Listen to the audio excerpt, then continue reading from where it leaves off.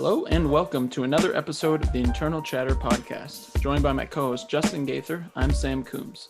Today we are joined by Andrea Pelkey. Andrea is a bureau producer at ESPN based out of Boston, where she produces a wide range of events, including most recently the NBA bubble, as one of just 3 producers on the ground in Orlando. She has covered events ranging from NASCAR to the Aaron Hernandez case and everything in between. So without further ado, please enjoy Andrea Pelkey.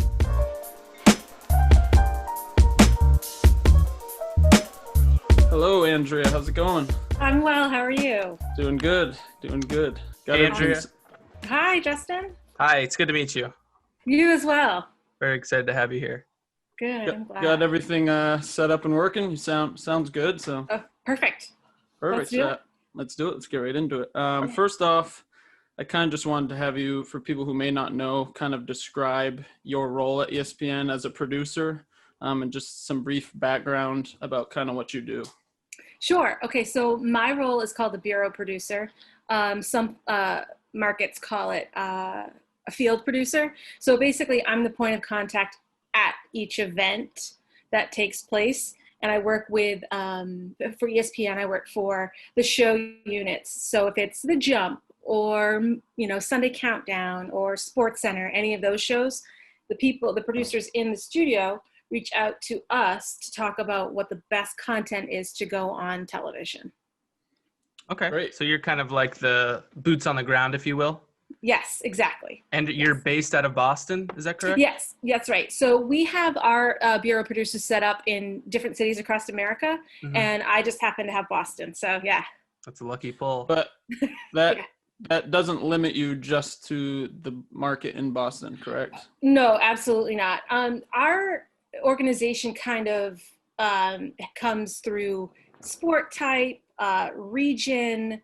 There are a lot of different reasons why you can get an assignment. If there's a contact that you have from a previous, I'll give you a great example. I done some UFC fights, and one of the PR people at UFC went to the Philadelphia 76ers. So it really kind of, in the sports world, is just who your contacts are and what makes the most sense. There could be a situation where I could be in somebody else, one of my coworkers' cities, because they are someplace else doing a project that they're more suited for. So it doesn't limit me to just one location. Gotcha. Was that Dave Scholler that went from? Yeah, Dave. Yes, he did. So obviously, most recently, you were in Orlando for the NBA bubble, which is something we definitely want to dive into. How did that opportunity come about for you to kind of be the producer for that? And what were your expectations going into that? Well, it was interesting because I'm one of the people that works on NBA throughout the season. Myself and my coworker, Melinda Adams. Melinda is based in the Southeast, so she usually does college football and NBA. I usually do NFL and NBA. She was down there first. She would have been Malika Andrews' producer the entire time. So the two of them were the first people down there for ESPN, and they stayed through the end. I then came in. I was working on another project before. I have a background in NASCAR, believe it or not. So I was working on the NASCAR coverage. And then the opportunity comes, they said, okay, now it's time to pull you back into the NBA. And so I went down for the first stint I worked with Rachel Nichols the entire time that I was there. So Rachel and I got there mid-June, and we stayed through, I think mid-July to mid-August. We were there for 5 weeks. And then we left for 2 weeks.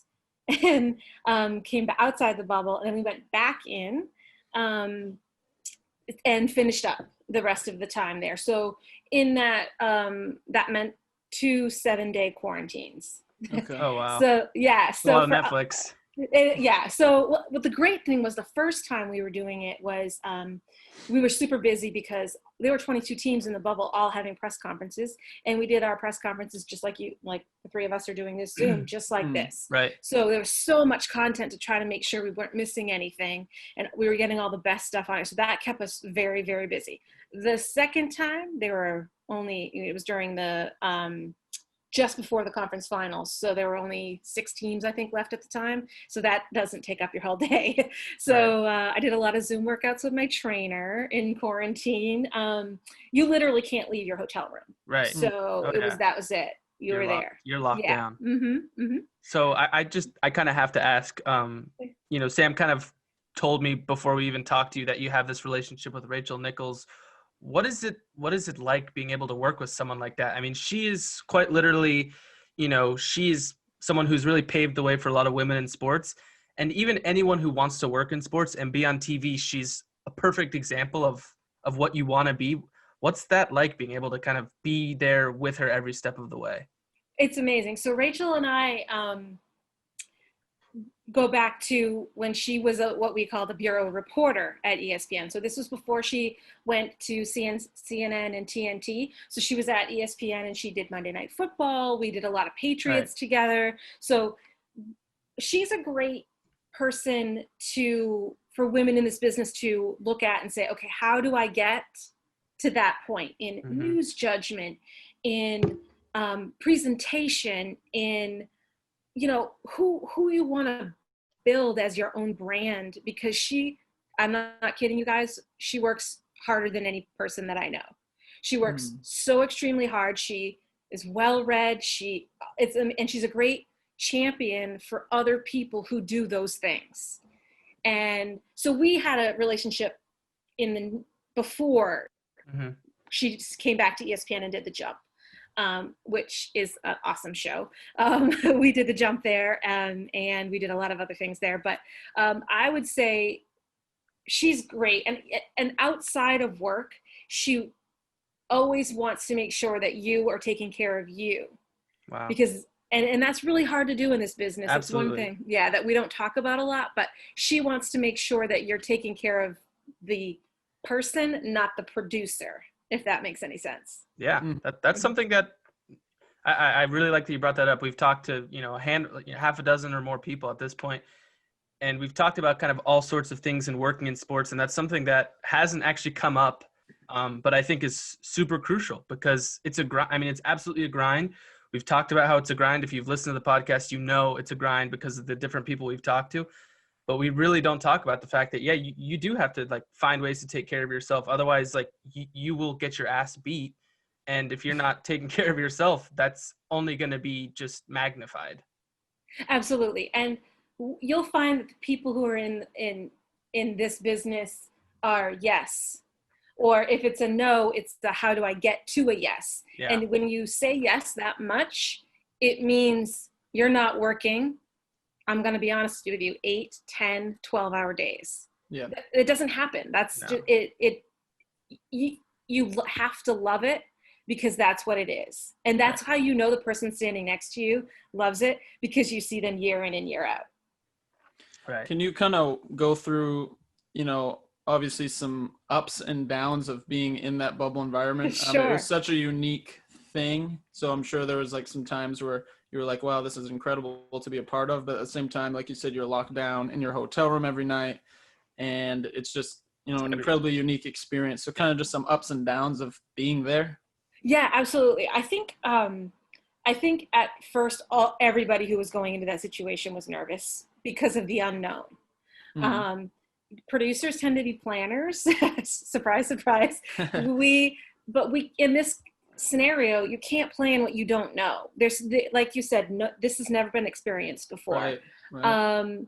When we got there, one of the other things too is that the number of people inside the bubble was so limited.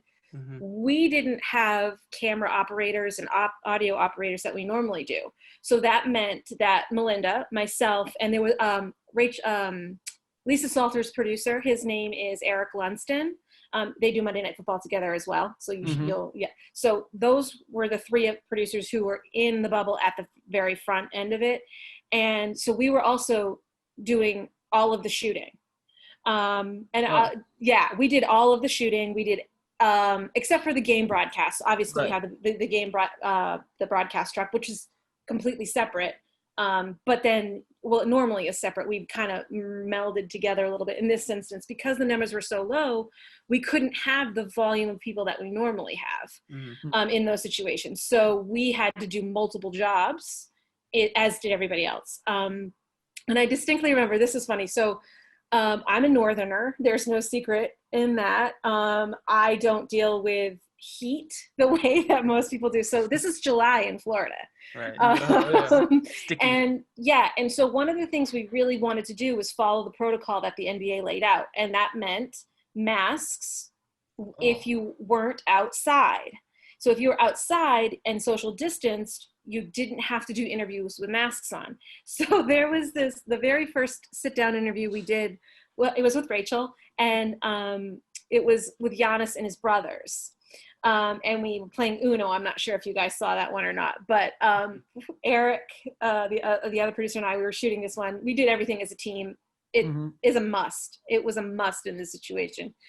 And Eric and I were wheeling carts full of camera gear across this bridge. I'm sure you guys saw the picture of the bridge. Everyone was fishing off. And yeah. Okay, that bridge. And it was, and oh, by the way, Eric's from Minnesota. So the two of us Northerners are just sweating, and we're looking at each other like, this is day 4 in the bubble. How are we going to make it? Like that was one of those moments. Yeah. But I will say this, the league did an amazing job with, they'd make a decision on something, and then if it didn't really fit, they looked, and they allowed us to make suggestions, and they offered like ways around it. So they were adaptable as long as it stayed within the protocol of safety. And that, you just had to be patient, and it would work itself out. And I think that's was props to them for that, because they were open to listening to the feedback on that, which is great. The highs were, I mean, when it was over, we just looked at each other like, how did we just pull that off? You know, it was just one of those things that was, the sense of camaraderie and family, it just was magnified. Right. Like, because if you think about everybody in there, you know, they gave up, 3 months with their families. Yeah. Of course. Yeah. It's something you'll never forget. It's an immense sacrifice too, for sure. It absolutely was. What was the kind of planning like for you guys? How much could you plan versus how much was it just, you know what, we put ourselves in the best situation, and then we just kind of have to be a little bit more reactive as opposed to proactive? Well, okay, that's a great question. So we adapted how we normally do things. So normally in a normal year, we have planners who are there on site. So I usually have the East, and then there's a woman in LA, her name is Sherry Greenberg, takes the West, and we plan it out, and we have 4 or 5 producers with us, with their reporters, and it's just this bigger production. But this year, we couldn't do that. So Sherry took over the planning. And so Sherry was outside the bubble, and she would gather everything that shows wanted, and she took the planning portion of it. And then, each night, Eric and Melinda and I would sit down and be like, okay, we have to figure out how we're going to do all of these things on this list together. How are we going to tackle this? Right. And that was really how we did it. And then as people came in and out, and then strengths of other people would come in, and you just adapted to who was in there and what they could do and what was the smartest and who was the strongest at what. Like there was another producer out of LA, Raj Shah. He came in and is just so super creative. He worked with Cassidy Hubbarth. She's great too. Yeah. So we just all kind of made it work. We just worked together. Would you say like your biggest accomplishment in your career to this point?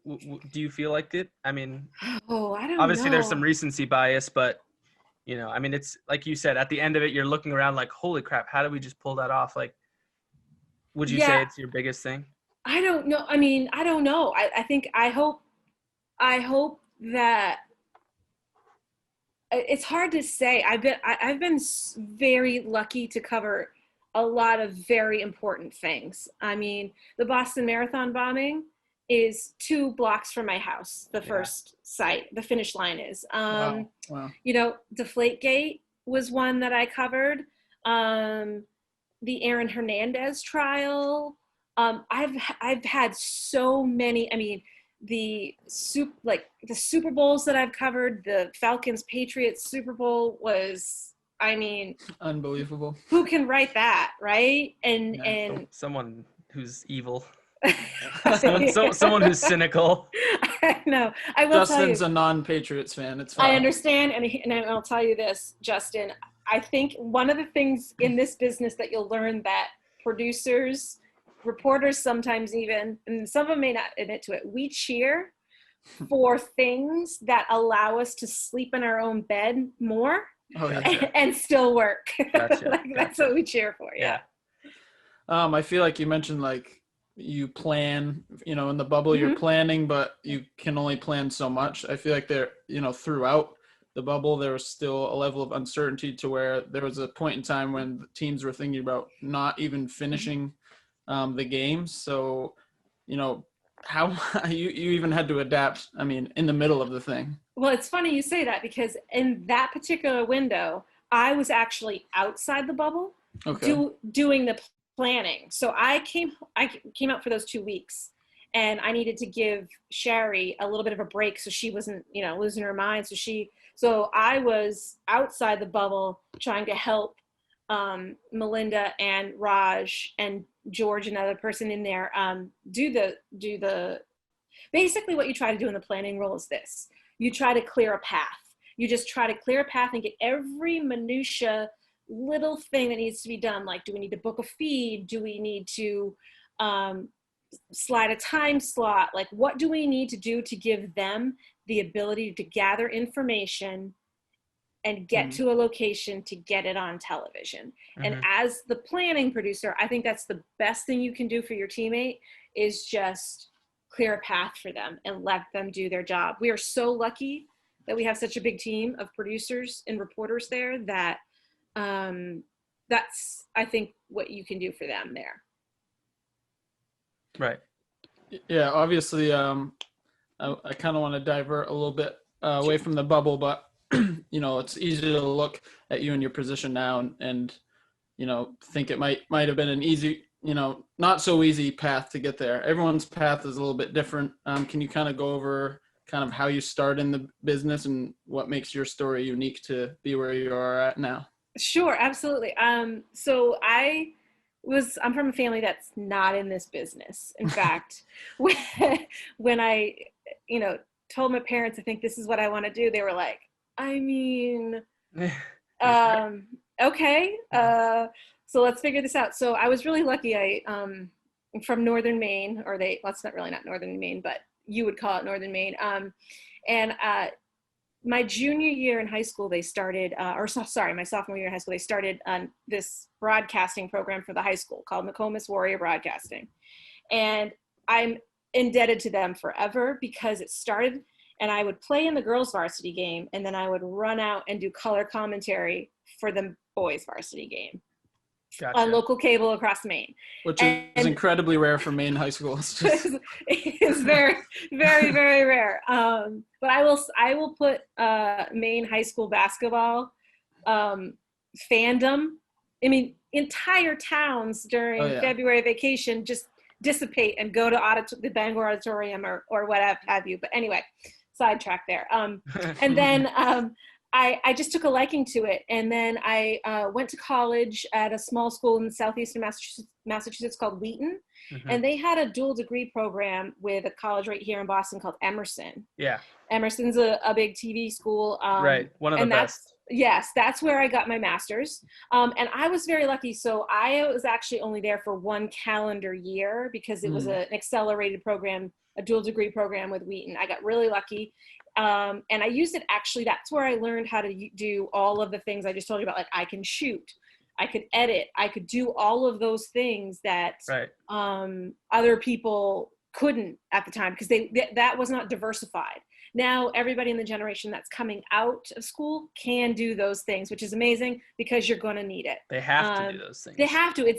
Be the diversified person that's not afraid of the technology. I'm not saying you have to. The Swiss Army knife is the term they always told us. It's so true. It's so true. And I'm not saying you have to be the most technologically sound, but you can't be afraid of it, and you have to be willing to learn it. And that's the point.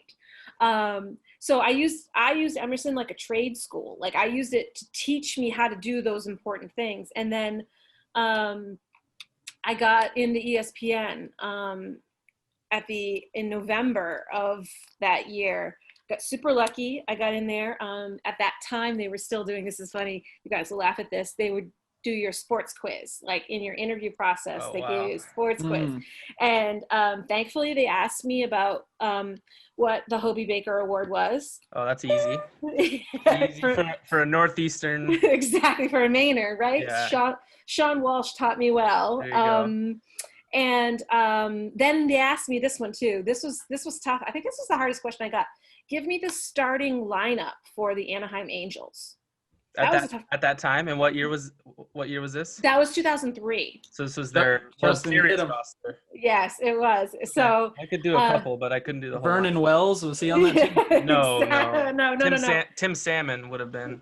Exactly, but that's a tough question. That is a tough question. Someone on the other side of the country. That's very specific. Yeah, but it was very good, and so that was, I don't know if they do that anymore or not in your interview process, but that was one of the things that resonated with me. And then I got the call to go back there, and I started as PA.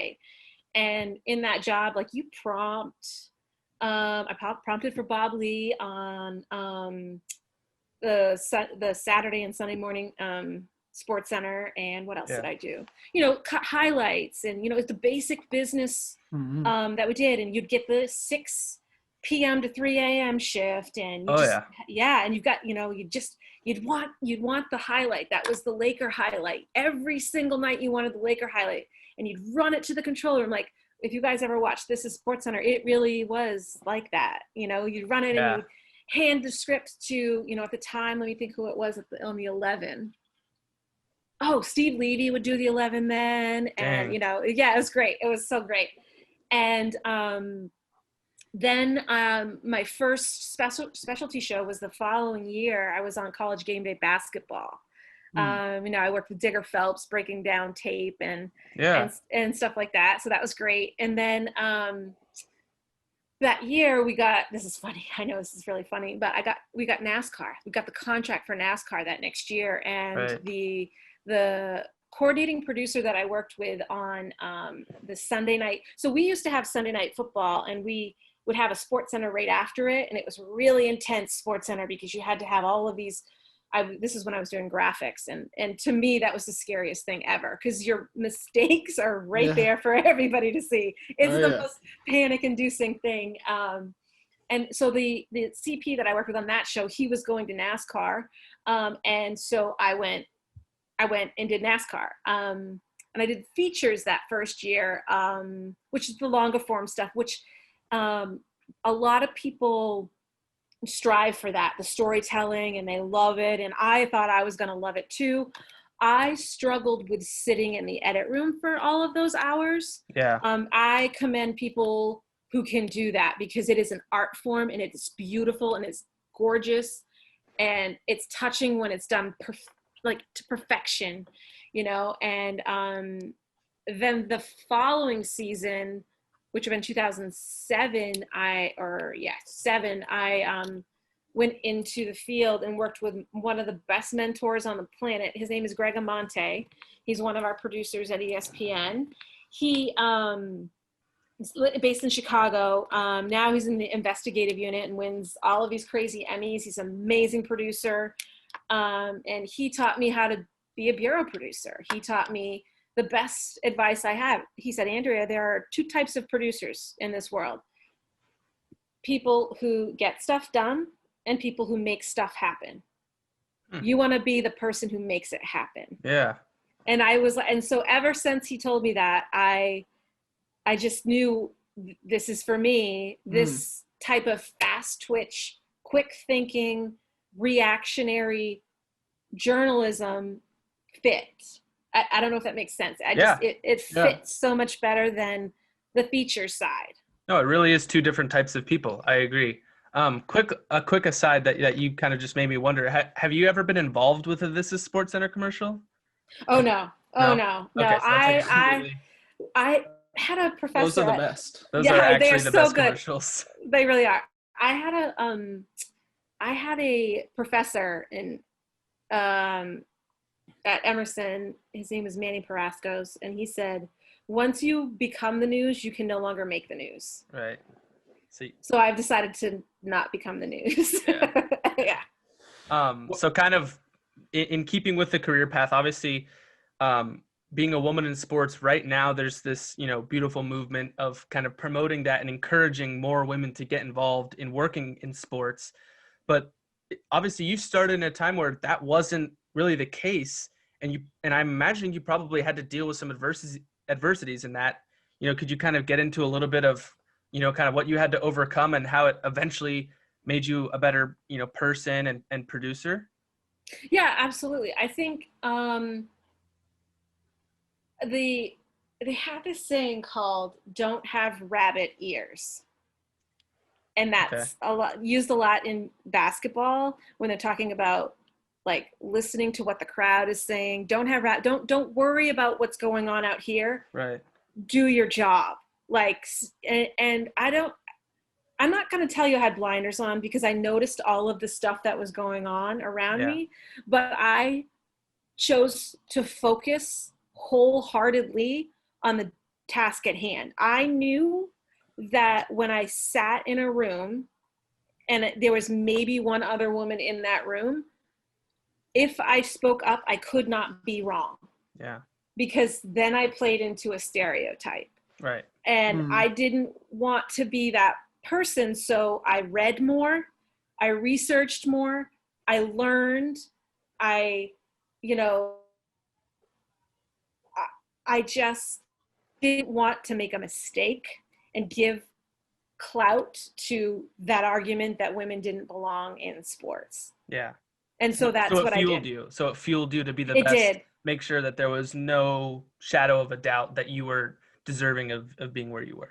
Absolutely. Yeah. But I'm not, but I don't want, and I wanted to get a job or an assignment or a promotion because I was the best person for it, not the best woman for it.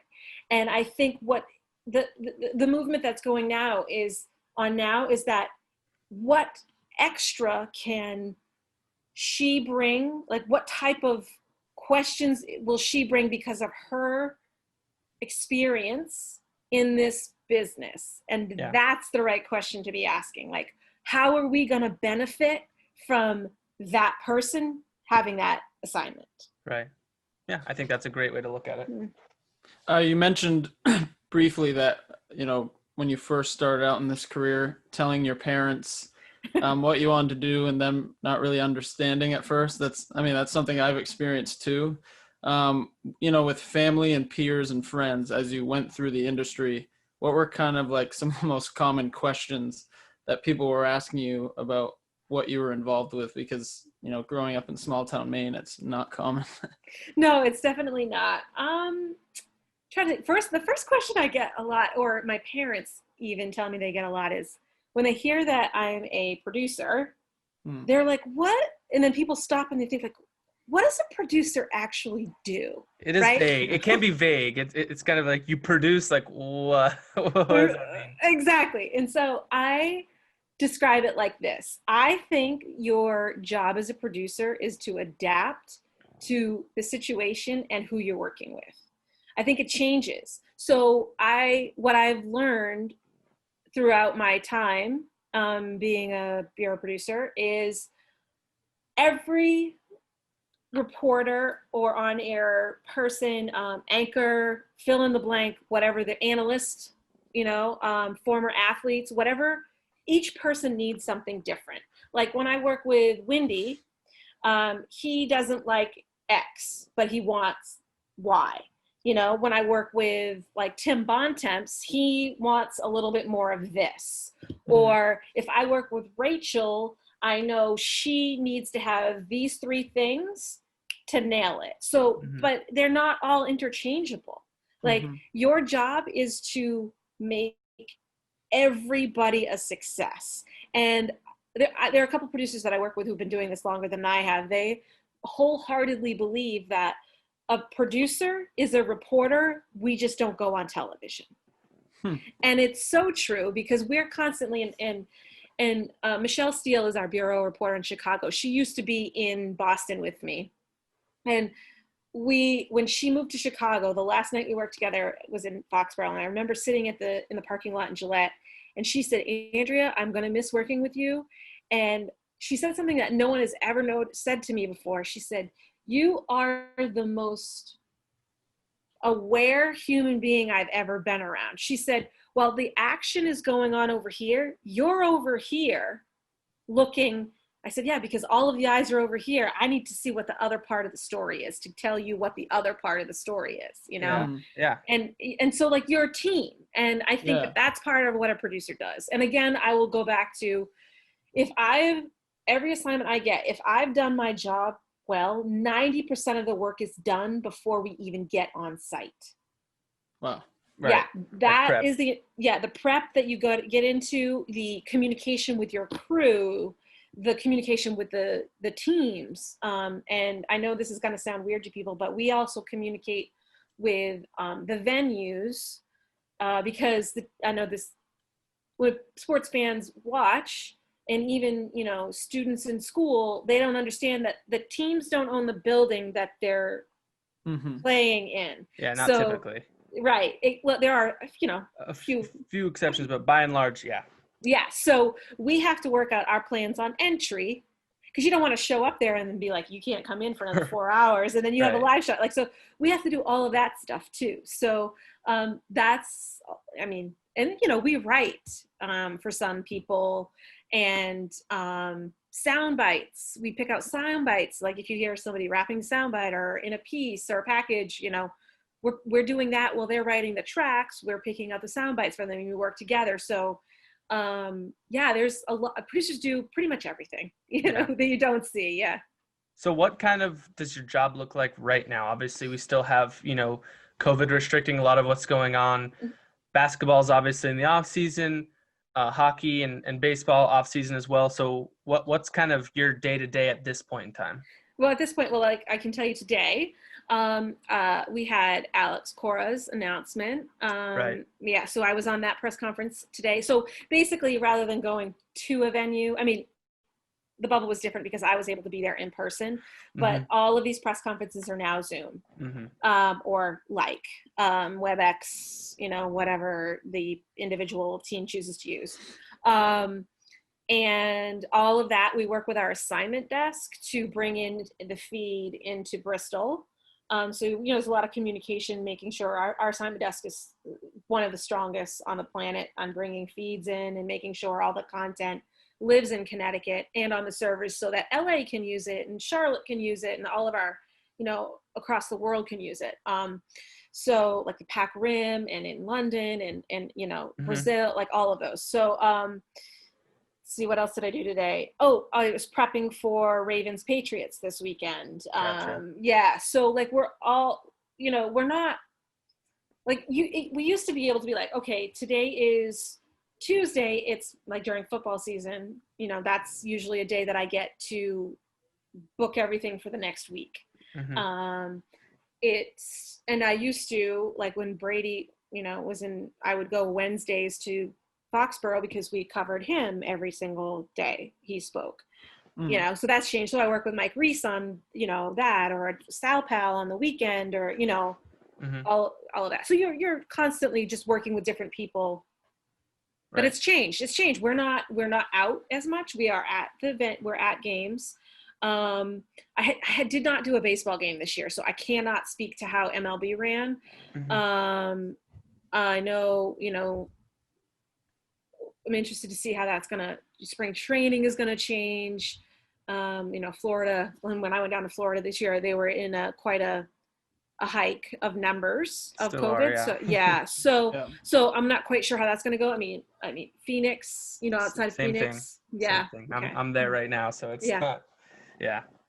It's We'll see. It's very much a we'll see. That's kind of. Yeah, I will say, sports. I think that this has made people in our business understand the impact of doing something at what the level of importance, right? Like, is this worth going to, how are we going to cover? We obviously are covering less because there's less events, right? Yeah. Mm-hmm. And now the schedule's all weird and wonky, so I really can't answer to what it's going to be like in the future, because I'm going to take the NBA model and be like, we'll see. Yeah. We're just going to figure it out when the time comes. Yeah. What percentage of your jobs are in the Boston area? I know you're down in Florida sometimes. You might get sent to different things, but how much are you actually in the Boston area? On a normal year. On a normal calendar. On a normal calendar year. Well, okay. Here's the thing.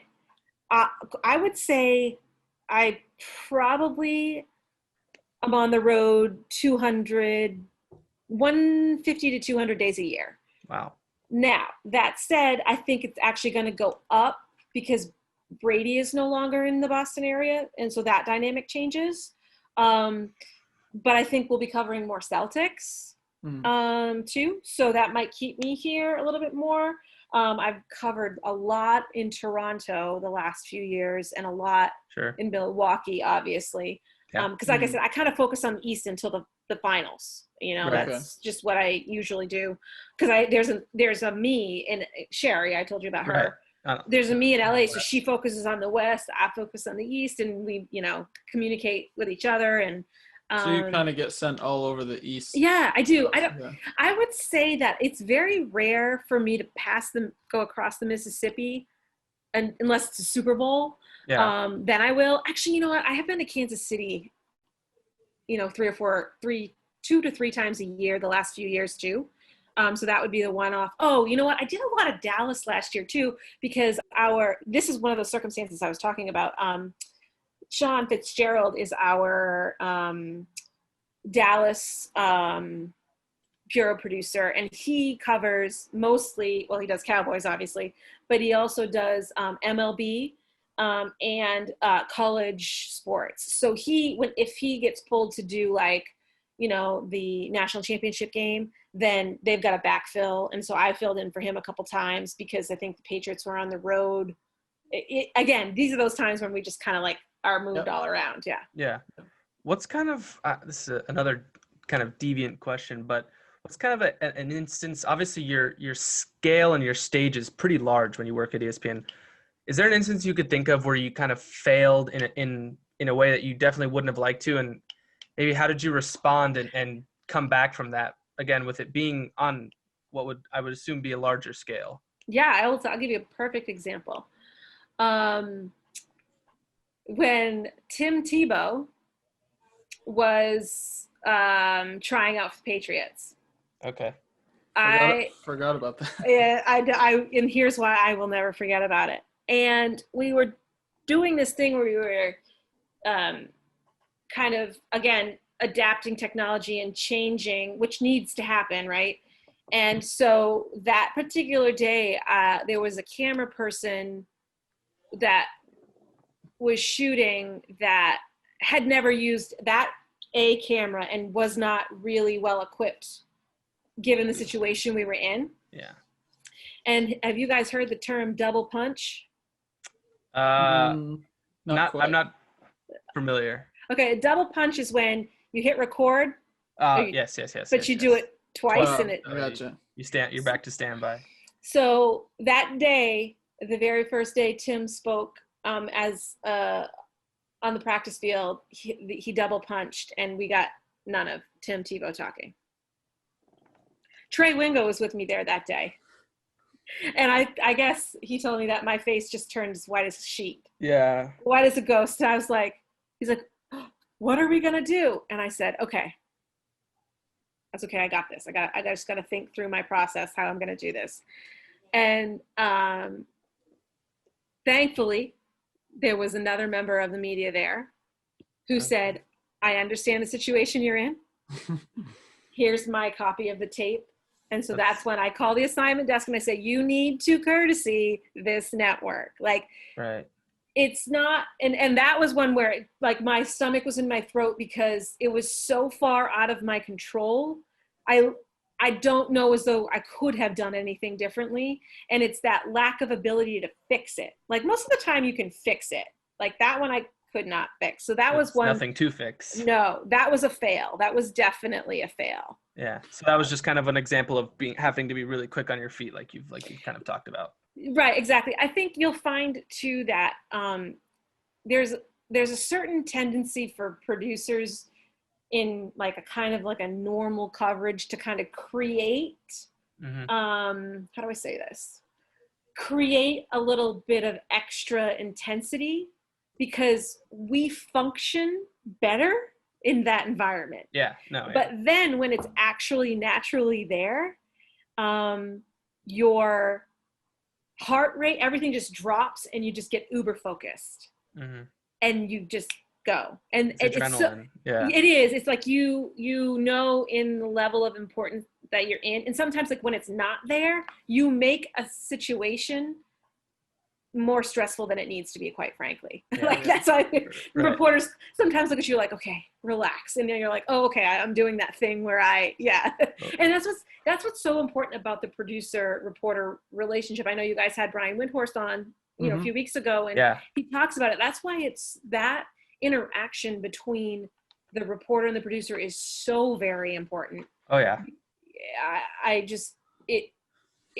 It just makes the product so much better in the delivery and it's just he had very high praise for producers. That's what I think that talking to you and talking to him pieces together a pretty good picture of just how important that relationship is. It is. And it's like I also call TV and the bubble reinforced it. It's the ultimate team sport, right? Like it really is. You'll very rarely find someone who can pull everything off by themselves. Even if you see someone one-man banding it, they're not, because there are people in the studio making sure that makes TV, that makes air, and that's so important for people to see. Yeah. What's your favorite part about kind of just the pressure of live television? Just the fact you don't get it anywhere else. You're live and there's no turning back. No, you're absolutely right. And I think that maybe is like, I'm not an adrenaline junkie. Like I'm not in my real life. I'm not going to go out and like skydive. I'm just not, right? But the way I describe producing, so while I'm in the field, right? So you know how the reporter has their IFB in their ear and they can hear the anchor talking to them. Well, there's also something called the interrupt where they can hear the producer in the studio talking in their ear as well if they're in commercial break before they come out to them. Well, in my ear, there's another line called the cohort, or some places call it the producer line. I'm talking to the associate director. Okay. So basically what's happening, and then I'm relaying that information to my camera person, or if I'm shooting the camera, I'm doing like, hey, can you tilt this way? I have a font coming in and, all of that stuff. The way I describe producing from the field is you're driving down a highway 90 miles an hour with a blindfold on, and there's a person in the back seat saying, okay, change lanes. Okay. And you're like, but I don't know what's around me, right? No, but that's what the feeling is like. When Great analogy. That is vivid. Yeah, that gives me a little bit of anxiety just sitting here. Exactly. That is what it's like producing from the field when you're in the middle of a live shot. Gotcha. Yeah. Well, you've talked about kind of all of these various circumstances where things have been so high strung and so intense. So now I'm kind of curious, what's the way that you unwind? You talk about traveling all this time. How do you separate a little bit? Because you have to, like you said, with how Rachel, is so important to take care of yourself. Like, what's something that you've found throughout your career that does that for you? I think it's so cheesy, but exercise. I swear to you, that's the only thing we can do. I mean, you'll find at least, most of us are in the gym every day, every morning before a big shoot, or, it's a great de-stressor. It really is. Yeah, I will tell you, when the Boston Marathon bombing happened, it was quite stressful, obviously, because it was a horrific situation. But I do remember texting. So that day, I had just come back over from the gym, and I heard and saw this puff of smoke, and I heard both of them go off right over there. And Wow. I remember because Steve Levy drove up from Bristol, and he and I did the coverage from ComAv, and as I'm standing there in the dark at 11:30 at night, I texted one of our reporters, our college football reporters. His name is Marty Smith. Yeah. We worked NASCAR together. I texted him and said, Marty. you and I are running the marathon next year. Yeah. And so he and I ran the marathon in 14 because it was just one of those things like that. That was the only way that I was emotionally going to get over that in time. We often suppress things and then deal with it when the job has kind of come down a little bit. Yeah. And I don't know, it's probably not healthy. But I think there's just such a work ethic with producers that we just want it to go well. And when it's done, we can say we put everything into it and then you take care of you. Yeah. That must have been extremely emotional running that marathon. That must have been unbelievable. It was, but I knew it's one of those things where you're like, I have to do this. Yeah. So Marty came and because like I said, we knew each other from NASCAR. And so we both ran for different charities and it was good. I was so glad I got to do it. And I think it was in his book too. Yeah. I think I've definitely heard about his story, but that's now I know the producer who did it with him. Yeah, that's me. Yeah. It was great. And his wife lady came up and, and Marty and I did, in the chunk of time in between May and July before I left for the bubble, Marty and I did and Ryan McGee, Marty and McGee, we did all the three of us did NASCAR together because I believe it or not see, this is one of the things that's changed with producing. I produced all of the NASCAR coverage that we did from here, or I was up in my house in Maine, because it wasn't safe for me to travel to the track at that time. So Marty could drive, so he went there, and we had local cameramen shoot. We have phenomenal shooters that we work with on NASCAR. That's how we did all the NASCAR coverage, and that was a huge story with the social justice piece of it as well as the COVID piece of it, and coming back so soon. So there was just a lot of bases to cover there. So Marty and I worked together on that as well. As we kind of wrap things up here, obviously we've gone over a lot of topics, and what would be kind of your advice for somebody looking to get into this industry, both to become successful but also kind of find their own path too? Yeah, I think that's a great question. I think everybody needs to find. I don't want people to think that you have to be this fit in a box, right? Like I told you, I thought I was going to be a feature producer. Yeah. I got into that role and it just wasn't quite right. Right. And then you just have to kind of keep looking and feeling it out. I think one thing I will say is, again, the technology is not going away. So I don't think you have to be a rock star with it. I don't think you need to be a computer programmer, but you got to be open and willing to try new things. Yeah. Right. The technology side of it is just so important right now. I also think don't be afraid to be creative, but I know I'm giving you 7 things that mean opposites. Perfect. But it's like, but don't force it. But if there's just a little nuance that changes, that is cool too. Like, I'm trying to think of something that I've seen that we've done that I just, what I was fascinated with, did you, some of the CNN election coverage with John King and his touch screen? Yeah. I mean, come on. Amazing. I know he's everybody's a Hall of Famer just from this. Exactly. And it's like, he is in it. He is. And but it wasn't just him though, too, right? It was how they built the rundown, how the producers built that rundown to make him the focal point and that screen. Now, let me ask you this. Without that touch screen, would John King have been as impactful? Probably not. Probably not. So, like, he worked it. Work with it, not against it, I guess is my biggest thing. Because, and work with it. I like that. Yes. Work with it, not against it. Yeah, I really think that that's the way to go. And work, just don't be afraid to work. This is not a business that you're going to just float through. Yeah. No. People work hard and they adore each other and it's a family. because we spend more time with each other than our families, unfortunately. Right. We do, but it's kind of like, again, professor from Emerson once said to me, to the whole class, when very first day, he said, if you want nights, weekends, and holidays off, this is not the job for you.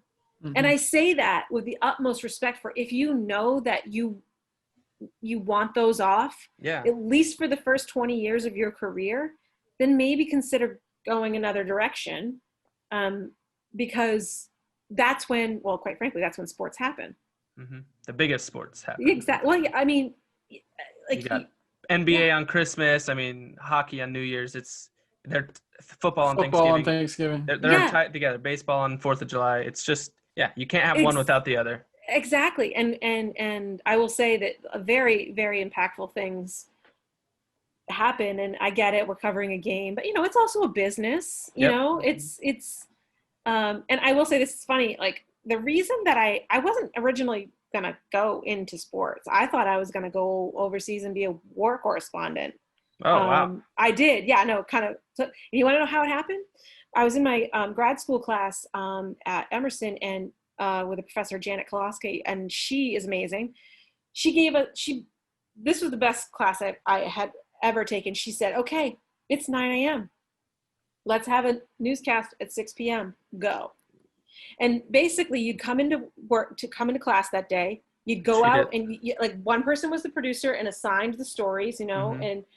and one person was the director, the TD, the anchor, the reporter. Like, you just had different jobs. Someone ran a camera, and so it was basically, she made it like a real life job. You show up at 9 a.m. Here's your assignment for the day.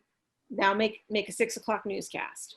Amazing, right? Yeah. Well, I happened to be the only person in that class who could write sports. And they were like, here, just give sports to Andrea. She'll do a 2.5, because it was like, then she could move on and do another task. Yeah. So, and I didn't really mean for it to go in sports. It just happened that all of my reel was sports. Yeah. That's what it was. That's how it goes. I feel like everyone in sports is just like, I just woke up and I was in sports. Yeah. But I will tell you, like, I could never go do business. I mean, there's a vocabulary there that I, would have to, and that was actually interesting. Like, the very first, I learned from a phenomenal investigative producer we have, Artie Burko, taught me how to do a court case. I went down for the Roger Clemens perjury trial with TJ Quinn, and he taught me how to do the whole thing. And without that, I wouldn't have been able to cover the Aaron Hernandez trial. Right. So it was like, again, a different type of vocabulary that, I was not really accustomed, because I only had been in sports, right? Yeah. So, yeah. All right. Well, we know you've got another meeting to get to, and we very much appreciate the time, but we do have one more thing for you. Yeah. We ask all of our guests this, so it's a common thread. It's just something to kind of, send you on your way with a smile. So we'll paint a picture here. You're driving from Boston. You're driving home to Maine just for a little trip, and you're cruising down the freeway. You're very excited to get home. You're cruising. The windows are down. This song comes on the radio, and you're belting it. Oh, it's the easy answer. I really hope that Wendy didn't take this, because he and I have talked about this. If you have the same pick, I'm going to be shocked. I can't imagine you have the same pick as Wendy. I know it's the same artist. It has to be the same artist, but I'm going to say the one that would be more likely to be played. And it's Free Fall and Tom Petty. He did say Tom Petty, didn't he? I knew he would. He said Tom Petty was his favorite artist. Oh, did he say It's Good to Be King because that's his favorite? Well, what he did end up going with was Hamilton. Yeah. He said, really? Hamilton the musical. Hamilton they do karaoke in the Windhorst house. Yeah. I am shocked. That's why we were shocked when you said, I'm going to do the same as him. I'm like, wow, we got a lot of Hamilton fans at ESPN. No, you're right. I am shocked he didn't pick. Wendy and I are huge Tom Petty fans. In fact, that's a great pick. Great choice. Free Fallin' has to be right. Like, cause everybody knows the words. You're going to scream it out. Yep. Last time I saw Petty was, during the finals in Cleveland. They had gone west. Yeah. And I said they had gone west to Golden State, and I stayed. Pass it off. Yeah. Yeah. Very That's nice. a good one. Yep, we like that. We like the tying it all together there. Now it's going to be in your head all night, and I apologize. I was going to say it's already kind of here. I'm just trying not to sing it into the microphone right now for our viewers. That's good. Sake. Okay, perfect. Well, guys, thank you so much. This is fun. Yeah, yes, thanks. Thanks Can't for thank you joining enough. us. It was great to meet you, and yeah, you're fantastic. So keep up the good work, and yeah, we really appreciate you coming on. Anytime, and let me know if I can help with anything. You have my contact info. Absolutely. Definitely. Thank you. Appreciate it. Thanks. All right. Bye. Bye.